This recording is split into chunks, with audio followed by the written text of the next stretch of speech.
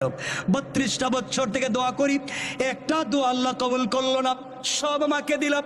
আজকে কমপক্ষে 5 বার দোয়া করছি, আল্লাহ সব দোয়া কবুল করে, ছোট্ট একটা দোয়া কবুল করে না।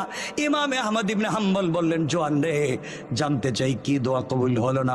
এবার যুবক বলছে, আঙ্কেল, আল্লাহর কাছে যা চাইলাম সব পাইলাম। আল্লাহকে শুধু আমি বলেছি, আল্লাহ তাআলা, আমি শুনেছি এই জামানার সব থেকে বড় আলেমের নাম ইমামে আহমদ ইবনে হাম্বল। আমি শুনেছি তার মতো এত বড় আলেম, যার সিনায় লক্ষ লক্ষ হাদিস, যিনি মুস্তাজাবুদ দাওয়া, খালকে কোরআনের মাসালায় জীবন দিয়েছেন, জীবন দিতে চেয়েছেন, এরপরেও তিনি এক চুলও মিথ্যা কথা বলেন নাই।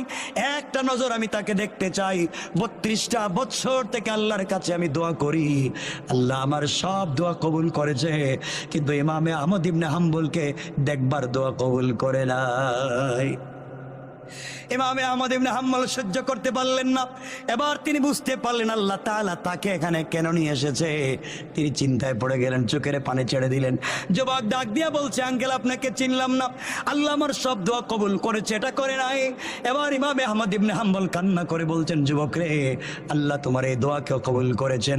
ইমামে আহমদ ইবনে হাম্বলকে আল্লাহ তাআলা আজকে ঘর থেকে বের করে সারাদিন সফর করাইয়া, একটা মসজিদে মাগরিবের সালাত পড়াইয়া, ইশার সালাত পড়াইয়া, ইমামে আহমদ ইবনে হাম্বল সিদ্ধান্ত নিয়েছেন এই মসজিদে তিনি ফজরের সালাত পড়বেন। আর আল্লাহ তাআলা ইমামে আহমদ ইবনে হাম্বলকে মসজিদ থেকে বের করে সারা রাত হাঁটাইয়া, অন্ধকার রাস্তায় হাঁটাইয়া তোমার দোকানের সামনে এনে, তোমার দোকানের ভিতরে ঢুকাইয়া, তোমার সামনে দাঁড় করাইয়া, যেই মুরব্বিটা দাঁড়িয়ে দাঁড়িয়ে কথা বলতেছে, সে আর কেউ না, আমি হলাম হতভাগা ইমামে আহমদ ইবনে হাম্বল।